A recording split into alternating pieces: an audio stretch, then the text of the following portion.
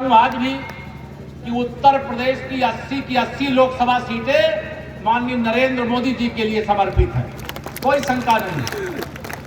लेकिन जब मैं उत्तर प्रदेश से बिहार आया तो आज एक ही आवाज सुनाई दे रही है कि बिहार की भी 40 की 40 लोकसभा माननीय नरेंद्र मोदी जी को फिर एक बार देश का प्रधानमंत्री बनाने के लिए आप सब 40 सांसद जिता के भेजने वाले हो। सही है? दोनों हाथ उठा के सब लोग बता दो, सही है ना ये बात? तो 40 और 80 कितना हो गया? 120। और ये बिहार तो सीता मैया का है और उत्तर प्रदेश भगवान श्री राम लला का है। तो सीताराम का जाप करो और ये जितने भी भ्रष्टाचारी हैं, गुंडागर्दी करने वाले हैं, परिवारवाद की राजनीति करने वाले हैं, इनको साफ करो। देखिए, ये ध्यान में रहना चाहिए हम सब लोगों को, इस देश की राजनीति में कुछ परिवारों का कब्जा हो गया। अगर कोई पीएम का बेटा है तो पीएम एक बनने से नीचे उसकी बात सोचता ही नहीं था। आप बताओ, कभी श्री राहुल गांधी जी प्रधानमंत्री बन सकते हैं? दोनों हाथ उठा बताओ, बन सकते हैं? कॉमेडी करते हैं। लेकिन पीएम के बेटे इसलिए उनको लगता है कि पीएम की कुर्सी पर उनका जन्मसिद्ध अधिकार है। और मैं आज ये दावे से कह सकता हूं, श्री लालू प्रसाद यादव जी, अब आपका युग चला गया है। अगर आप ये समझते हो कि मुख्यमंत्री का बेटा मुख्यमंत्री बन जाएगा तो अब बिहार की जनता ये स्वीकार करते हो क्या? बिहार की जनता इसको स्वीकार नहीं करेगी, क्योंकि बिहार बड़े लंबे समय के कुशासन से बाहर निकल करके सुशासन का सूरज देख पाया। बीच में कुछ कालखंड ऐसा जरूर रहा जिसमें श्री नीतीश कुमार जी एनडीए का साथ छोड़ करके यूपीए में चले गए। अब यूपीए का नाम बदल करके इंडी गठबंधन हो गया। लेकिन मैं कहता हूं, जहां जहां पांव पड़े राहुल के, तहां तहां कांग्रेस का बंटाढार हो गया। जब वो बंगाल आए तो वहां उनको छोड़ करके, वैसे टीएमसी भी इस बार साफ होने जा रही, वहां 42 सीटें हैं और 42 में से आज की सूचना यह मिल रही है कि कम से कम 40 सीटें वहां भारतीय जनता पार्टी जीतने जा रही है। उन्होंने साथ छोड़ दिया। और जब मैंने सुना कि यहां बिहार पहुंचे थे, उसी समय नीतीश कुमार जी ने कांग्रेस को, राष्ट्रीय जनता दल को टाटा टाटा बाय बाय कर दिया था। सही है ये? अब आज आप सबके बीच में मैं यहां कहने के लिए आया हूं, अभी हमारे बहुत सारे पूर्व वक्ता, चाहे गरीब की बात हो, चाहे किसान की बात हो, चाहे नौजवान की बात हो, चाहे हमारी आधी आबादी, हमारी मातृशक्ति की बात हो, उसकी चर्चा की। 10 वर्ष लगभग माननीय नरेंद्र मोदी जी को देश का प्रधानमंत्री बने हुआ है। इन 10 वर्षों में आप पूरी ईमानदारी से बताइए, मोदी जी के नेतृत्व में देश आगे बढ़ा है कि नहीं बढ़ा? दोनों हाथ उठा के बढ़ा है कि नहीं बढ़ा है? गरीबों के जीवन में बदलाव आया है कि नहीं आया है? महिलाओं का सशक्तिकरण हुआ है कि नहीं हुआ है? युवाओं के जीवन के पथ पर जो कांटे बिछाए गए थे, वहां माननीय नरेंद्र मोदी जी के नेतृत्व और उनके मार्गदर्शन में फूल बरसाए गए कि नहीं बरसाए गए? बताइए। ये जो परिवर्तन हुआ, क्यों हुआ? इसलिए हुआ कि वो नरेंद्र मोदी जी कोई प्रधानमंत्री के बेटे नहीं है, चांदी का चम्मच लेकर के नहीं पैदा हुए। वो एक गरीब माँ बाप के बेटे हैं, एक चाय बेचने वाले के बेटे हैं। ये सारे परिवारवादी दलों ने मिलकर के सोचा, ये चाय बेचने वाला देश का प्रधानमंत्री कैसे बन सकता है? इस पर तो हमारा अधिकार है। जब देखे कि देश की जनता तो मोदी जी के साथ खड़ी है, तो क्या करें? तो इन्होंने गठबंधन बनाया। उसको मैं ठगबंधन कहता हूं, घमंडिया गठबंधन।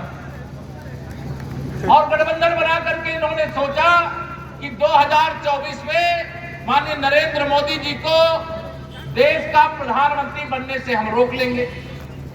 आप बताओ, ये चाहे जितना भी गठबंधन बना लें, क्या फिर एक बार मोदी सरकार बनने से ये रोक पाएंगे क्या? जोर से बताओ, रोक पाएंगे क्या? ये मुंगेरी लाल के हसीन सपने देख रहे हैं। जितने दल उतने प्रधानमंत्री पद के दावेदार, लेकिन गरीबों का दर्द नहीं जानते, किसानों का दर्द नहीं जानते, नौजवानों के उज्जवल भविष्य के लिए क्या करना है न जानते हैं न कर सकते हैं। महिलाओं का सशक्तिकरण, उनकी आमदनी कैसे बढ़े, यह रास्ता खोज करके निकालने वाले माननीय नरेंद्र मोदी जी ने नया संसद भवन बनाया। उस नए संसद भवन में जो पहला कानून बना, नारी शक्ति बंधन अधिनियम 2023, आने वाले समय में चाहे उत्तर या आपके बिहार की विधानसभा हो, चाहे विधान परिषद हो, और देश की किसी राज्य की विधानसभा हो या लोकसभा, राज्यसभा, 100 में से 35 महिलाएं हर सदन में बैठ करके देश के भाग्य का फैसला करने का काम करेंगे। ये बदल आया है, ये कानून बना, इसका विरोध किया, जाके पैर न फटी बेवाई, वह क्या जाने पीर पर आई। यद्यपि यहां पर सभी लोग आए मुझे मालूम है, लेकिन मेरे परिवार वाले भी बड़ी संख्या में आए ना। अब आप सबकी जिम्मेदारी बढ़ गई है कि बिहार में श्री सम्राट चौधरी जी डिप्टी सीएम भी बन गए, प्रदेश के अध्यक्ष भी हैं, और आप सब लगातार समर्थन भी दे रहे हैं। लेकिन इतने से काम नहीं चलेगा। अगर बिहार में सम्राट चौधरी जी बैठे तो उत्तर प्रदेश में केशव प्रसाद मौर्य भी आपका बैठा होगा। इधर जाओ तो आपका राज, इधर हो तो आपका राज। तो आपकी जिम्मेदारी बढ़ गई है, नहीं कि हम अपना वोट दे करके फुर्सत पालेंगे। आज हमारी जिम्मेदारी ये बढ़ी है कि अगर देश के प्रधानमंत्री माननीय नरेंद्र मोदी जी ने आप पर भरोसा जताया है, अपना ही नहीं जिनके कहने से अब तक हम वोट देते रहे हैं, उनका भी वोट कमल के फूल पर लेकर के आने का काम करना। बहुत सारे लोग आएंगे बीच में बताने, समझाने, कहने के लिए। अब आप सोचेंगे आरा लोकसभा में तो हम 2014 में भी जिताए हैं, 2019 में भी जिताए हैं, तो आज मैं क्यों आया हूं? तो आज मैं इसलिए आया हूं कि 2014 और 2019 में तो आपने सांसद बनाकर कमल खिला करके मोदी जी के नेतृत्व में देश को सौंपने का काम किया था। लेकिन इस बार मैं इसलिए आया हूं कि विरोधी प्रत्याशी जो भी आवेगा उसकी आपको जमानत जब्त कराने का काम करना। करोगे? करोगे? मेहनत करना पड़ेगा। करोगे? पक्का? देखिए, फिर मैं एक ही बात कहता हूं, हम ये विश्वास दिला करके आपको जा रहे हैं, बिहार और देश में हम आप सबका सर नहीं झुकने देंगे। फिर आप भी हमारा सर ऊंचा करने का काम करना, ये ध्यान रखना। मैं आपको निवेदन करके जा रहा हूं। ये 2024 का लोकसभा चुनाव केवल 5 साल माननीय नरेंद्र मोदी जी को प्रधानमंत्री फिर से बनाने के लिए नहीं है, ये हिंदुस्तान को 100 वर्ष आगे ले जाने का चुनाव है। भ्रष्टाचार के दलदल से निकाल बाहर करने का चुनाव है। गरीबी हटाओ का नारा कांग्रेस ने दिया था, गरीबी हटी थी क्या? माननीय नरेंद्र मोदी जी के नेतृत्व में जब देश में सरकार बनी तो आंकड़े इस बात के गवाह हैं, हमारे पत्रकार मित्र यहां पर बैठे हैं। 25 करोड़ से अधिक लोग गरीबी रेखा के नीचे से बाहर आ गए। 4 करोड़ से अधिक लोगों को प्रधानमंत्री आवास मिला।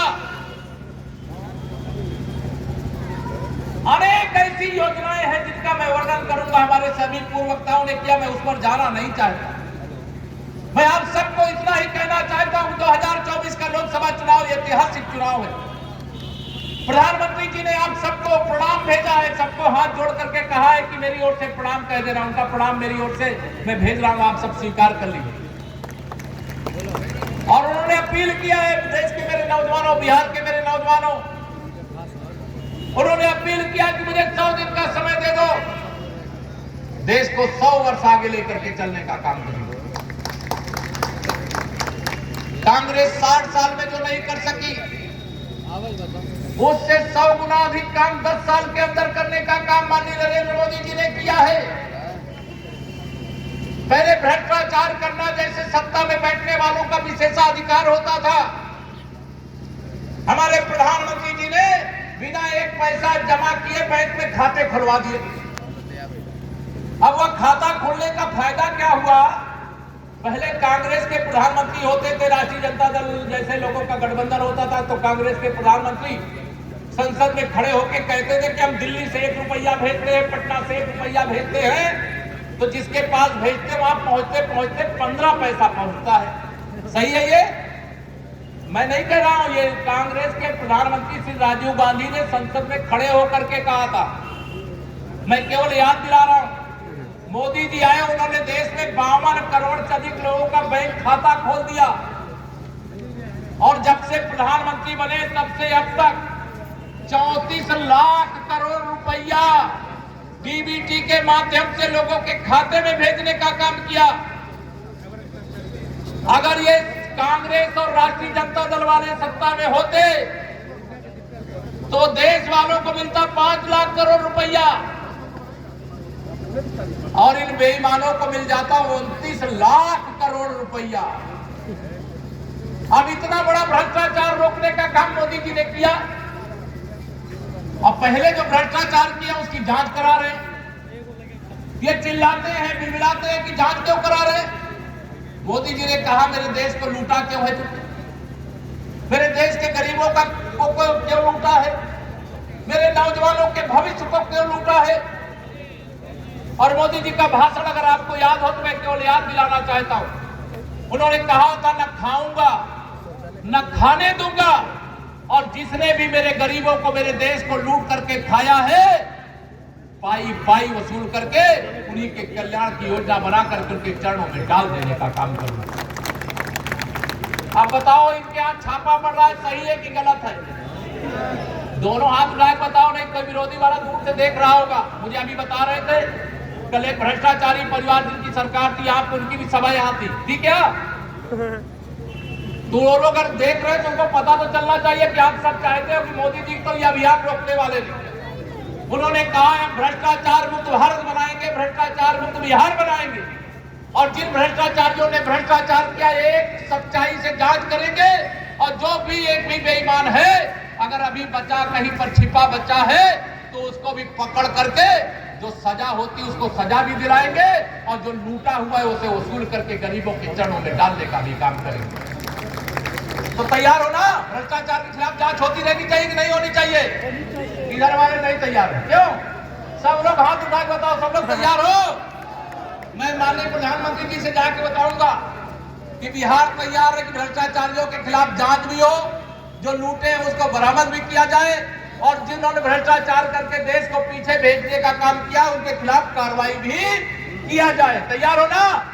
माताओं बहनों तैयार हो? तो मैं ये बात प्रधानमंत्री जी को बताऊंगा। आप सबको आज यहाँ पर जब मैं आया हूं तो मैं आप सबसे यही कहने के लिए आया हूं। मैं तो उत्तर प्रदेश में एक नारा लगाता हूं, 100 में 60% वोट हमारा है और 40% में बंटवारा है, और बंटवारे में भी हमारा है। मेरी बात समझ गए आप? मैं क्या कह रहा हूं?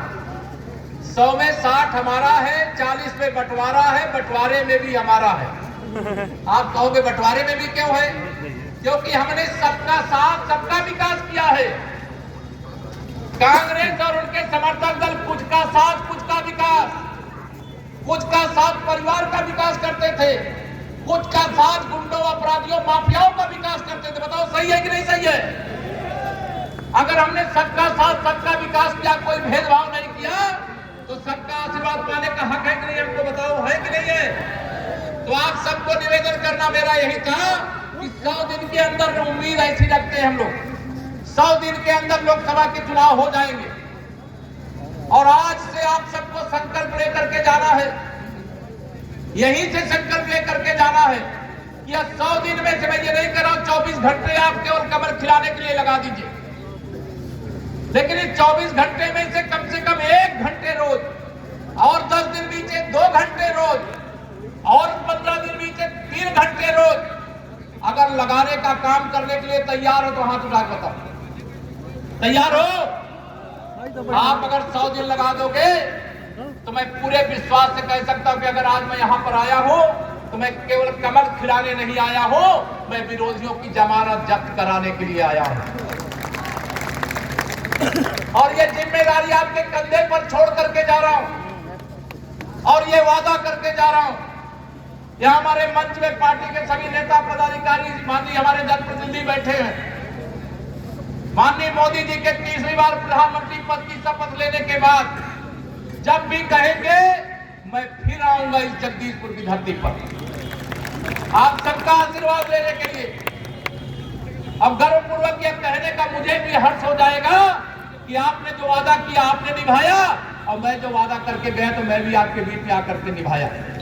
लेकिन एक और आपको कह दे रहा, आप सब में बहुत लोगों के मन में होगा कि अयोध्या है मन में किसी के, जिनके मन में हाथ उठा बताओ जरा, सब लोग आना चाहते हैं अयोध्या।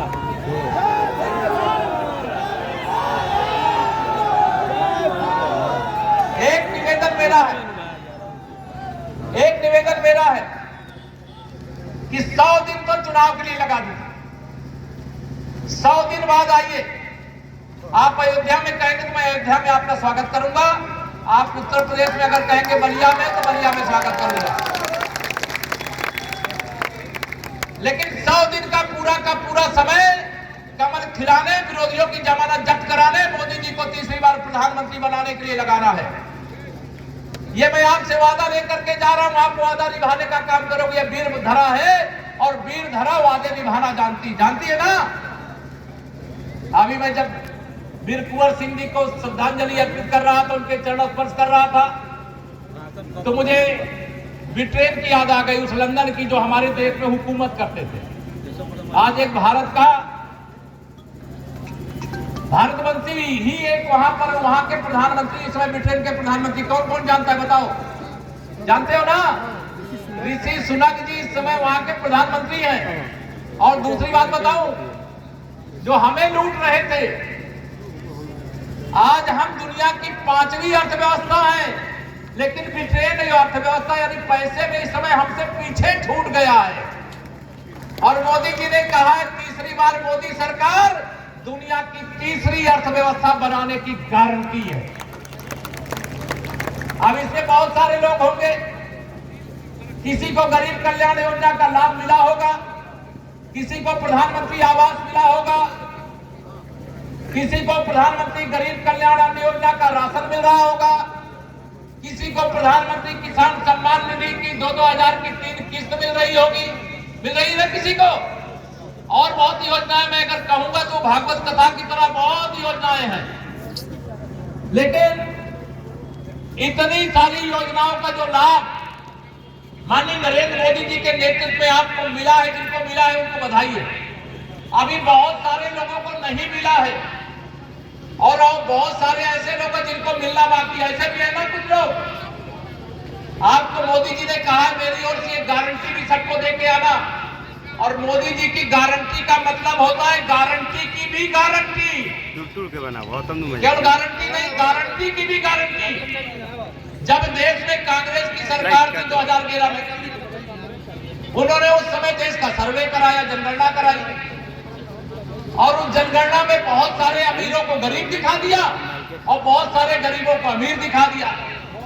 तो गरीबों के लिए जो सुविधा मिलनी चाहिए वो अमीर ले गए, और जो अमीर को सुविधा की जरूरत ही नहीं थी उनको दे करके गरीबों को उनकी दशा पे छोड़ दिया गया। मोदी जी ने कहा है कि मेरे प्रदेश जहां भी जाइए, मैं बिहार में भी आया हूं, यहाँ भी कहना चाहता हूँ, जिनको जिस योजना का लाभ नहीं मिला है, हर उस योजना का लाभ हर उस पात्र व्यक्ति को, जिसके पास घर नहीं है, उसको घर की जरूरत है, तो प्रधानमंत्री आवास देने की गारंटी मोदी जी ने देने का काम किया है। आप में से बहुत सारे लोगों को प्रधानमंत्री गरीब कल्याण अन्न योजना का राशन मिल रहा है कि नहीं मिल रहा? नहीं मिल रहा? 5 किलो आता है। अब सब सुधर जाएगा। तो आप सबको ये कहना चाहता हूँ, मोदी जी ने कहा आने वाले 5 साल तक, कितने समय तक? बहुत बढ़िया भाई। 5 साल तक यह प्रधानमंत्री गरीब कल्याण योजना का राशन आपको मिलता रहेगा। इसकी मैं आपको जानकारी केवल दे रहा हूँ। आ गया राशन बंद। देश की अगर मैं बात करूं तो आप बताइए, भारत की प्रतिष्ठा पूरी दुनिया में बढ़ी है कि नहीं बढ़ी है? बताओ, बढ़ी है कि नहीं बढ़ी है? इससे खुश हो कि नहीं खुश हो? G20 की दिल्ली में मीटिंग थी और उस मीटिंग में दुनिया के अलग अलग देशों के बहुत सारे राष्ट्रपति प्रधानमंत्री आए थे। सबसे आगे कौन चल रहा था? 56 इंच के सीने वाला हमारे देश का प्रधानमंत्री माननीय नरेंद्र मोदी जी आगे आगे चल रहे थे, पीछे पीछे पूरी दुनिया चल रही थी। और ये केवल मोदी जी का सम्मान नहीं था, ये देश के 140 करोड़ लोगों का सम्मान था। और ऐसा सम्मान जो मिला है, अगर मोदी जी देश के प्रधानमंत्री नहीं होते तो क्या ये सम्मान देश को मिलता? क्या बताओ, मिलता क्या? पहले हमारे देश में आतंकवादी हमले होते थे, हमारे देश के वीर बहादुर सैनिकों का सर काट करके पाकिस्तानी सैनिक या उनके आतंकवादी ले जाते थे। कभी उसका जवाब दिया जाता था क्या पहले? लेकिन जब माननीय नरेंद्र मोदी जी देश के प्रधानमंत्री बने, हमारी सेना उस समय भी शक्तिशाली थी और आज भी शक्तिशाली है। और वह सेना के जवानों ने जब हमारे ऊपर आतंकवादी हमला हुआ तो सर्जिकल स्ट्राइक हुई थी कि नहीं हुई थी? याद है कि बोल गए आप लोग? एयर स्ट्राइक हुई थी कि नहीं हुई थी? उनके जो आतंकवादियों को पैदा करने वाली फैक्ट्री है, उसमें आकाश से बम बरसाए गए और उन देश के दुश्मनों को सीने पे हमारे वीर बहादुरों ने वहीं ठोक देने का काम किया, जहां से वो प्रशिक्षण लेकर के आने का काम किया। मैं आप सब लोगों को यह कहना चाहता हूं, 2024 के इस लोकसभा चुनाव में जहां हम सबकी भारी जिम्मेदारी है कि हम बड़े से बड़े अंतर से आरा सहित बिहार की 40 लोकसभा सीटों को जीते जिताए, माननीय नरेंद्र मोदी जी को तीसरी बार देश का प्रधानमंत्री बनाए। और यह कांग्रेस हो, चाहे राष्ट्रीय जनता दल हो, चाहे ऐसे तमाम हर राज्य में कोई ना कोई दल है जिनका अपना कोई ना कोई एजेंडा है। किसी को अपने बेटे का भला करना है तो किसी को अपने बेटी का भला करना है, किसी को अपने भाई का भला करना है तो किसी को अपने भतीजे का भला करना है। कोई देश का भला करना नहीं चाहता, देश के गरीबों का भला नहीं करना चाहता, देश के महिलाओं का सशक्तिकरण नहीं चाहता। माननीय मोदी जी ने कहा, हम देश में पहले लाल किले से कहे थे कि हम 2 करोड़ दीदियों को लखपति दीदी बनाएंगे। मालूम है किसी को? मालूम है? अभी प्रधानमंत्री जी ने जब बजट पेश हुआ संसद के अंदर, तो संसद के अंदर बजट में कहा कि 1 करोड़ तो सर्वे कराया गया, 1 करोड़ हमारी दीदियां लखपति बन चुकी हैं। तो आप 2 करोड़ की जगह 3 करोड़ दीदियों को लखपति दीदी बनाने का काम करेंगे। मोदी जी जो कहते हैं वो करते हैं। और उनके मैंने